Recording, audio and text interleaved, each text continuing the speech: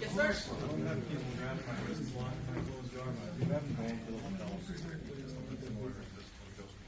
Okay, so, yeah, like, great question. So the concept for every wrist lock is when your wrist is like this, that's a problem. It's hard to wrist lock that.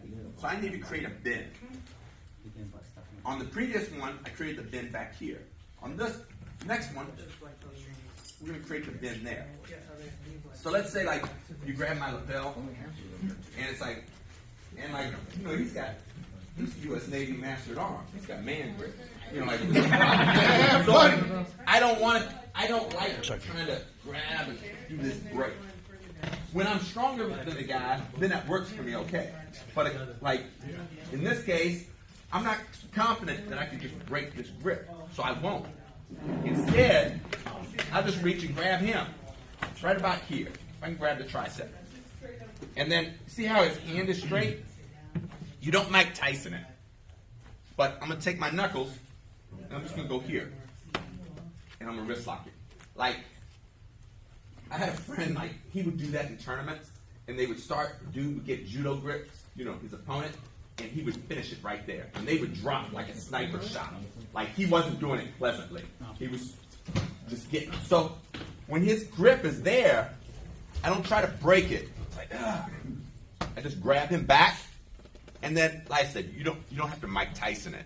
It's not a devastating punch. But it's basically, I'm taking my knuckles, and right here, I create that bend. As soon as I got the bend, now I got it, and it's bad. So how would you do that from guard? If you can't see it, you could stand over here, and you can see it that direction. Sure.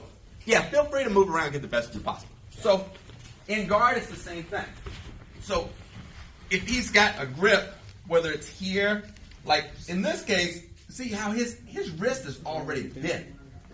So, all I need to do is change my direction to where that wrist is.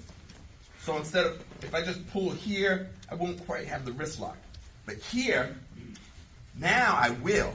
I can pull, and then the key, see how there's a bend in his elbow?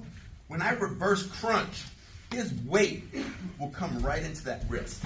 So I'm not trying to pull in here because it's not quite the right angle. I move my body.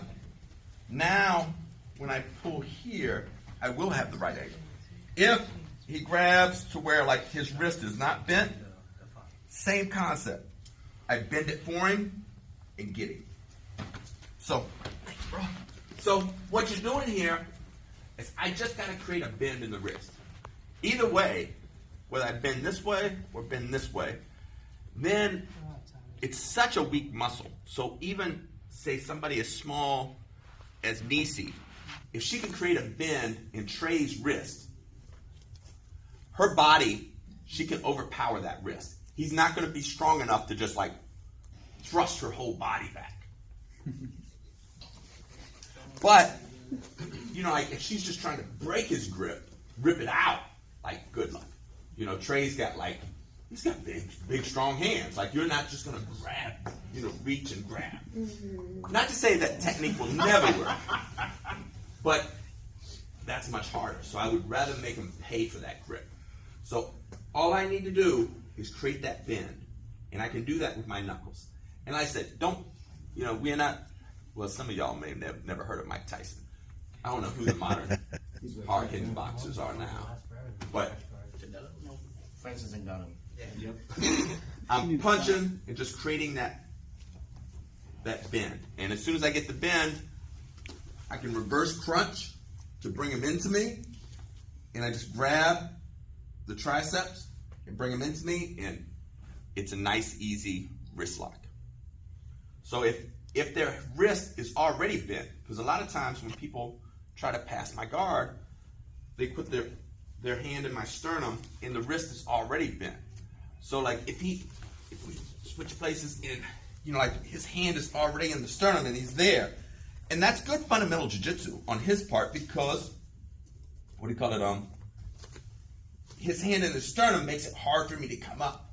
It's like, and it's even hard for me to bring him into me because of where it's at. So all I need to do, he's already got the bend. but his arm is straight. So that makes it a little bit more difficult. So now, instead of bending his wrist, I bend the arm. So I just find the bend in the elbow, bend it, and got him. So, go slow with this, because as you heard me say with Wristlocks before, Wristlocks are almost like those, you ever watch those Facebook videos where they throw those chi balls, and the guy is standing here, and he'll throw a chi ball, and somebody will be by the door, and he'll just fall over?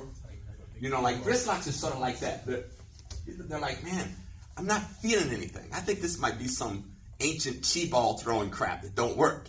And then all of a sudden it's like, stop. So it goes from like, I don't think this works, to stop.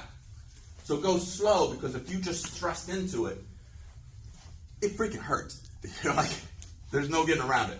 So go very slow and help your training partner control their body weight, because a lot of times when I'm doing that reverse crunch, I'm pulling them right in, and their body weight is doing all the work on the wrist lock.